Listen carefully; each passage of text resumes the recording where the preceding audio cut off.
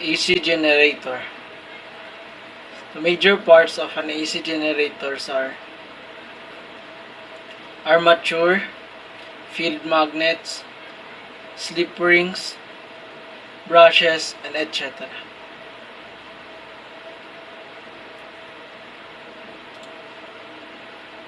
The magnet which produces magnetic flux in generator is called field magnet. The direction of flux lines is from north pole of the field magnet to south pole. An armature is a coil at which insulated conducting wire is wound over laminated soft iron core. The slip rings are circular rings fused to the ends of the coil. They rotate about the same axis as the armature brushes. Brush is an arrangement that is always in contact with slip rings.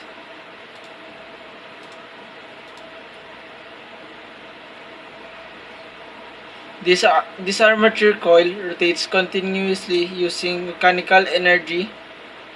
Simultaneously, armature coil deflects the magnetic flux lines and EMF is generated to the coil. These continuous motions of the armature coil helps to keep a constant current in the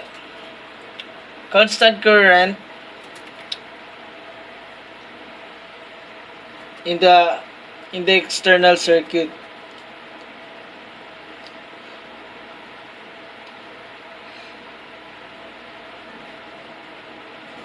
When the armature coil starts to rotate, the angle between the axis of the coil and directions of flux be 0 degree.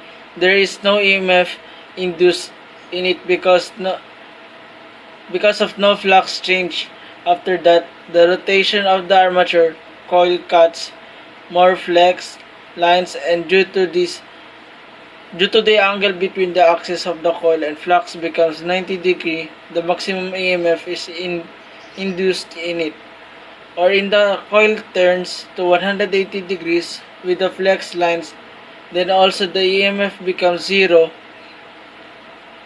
When the angle changes from 180 degree to 270 degree, then the direction of the flux changes become positive so that maximum EMF is produced in opposite direction. When the coil turns from 270 degrees to 360, the rate of flux changes reduced to 0, then also the EMF becomes 0. The number of cycles in 1 second is called the frequency of AC. The unit of frequency is Hertz. The frequency of the AC used in our house is 50 Hertz.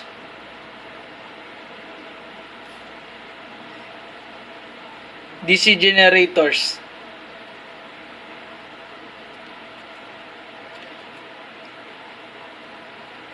The DC generator also has a field magnet. An armature coil in DC generators, the slip rings are replaced by split rings.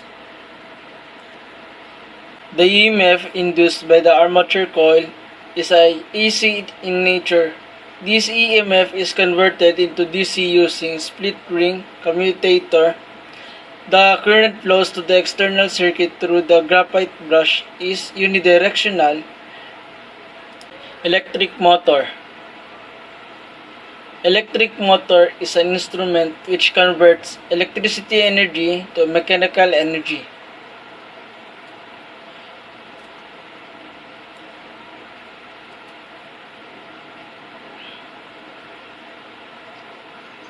Electric generator. The main parts of an electric generator is an armature coil and the field magnet. Commonly using field magnets are electromagnets. Armature coil rotates freely through its own axis. The rotating machine gets power to the shaft which is connected to the axis of the armature coil. When electricity passes through armature coil, the armature and field magnets get magnetized, and due to the attractive and repulsive interaction between them, the armature coil rotates. The major difference between motor and generator is that the motor converts electricity energy into mechanical energy, whereas the generator does the exact opposite. The motor uses electricity, whereas the generator produces the electricity.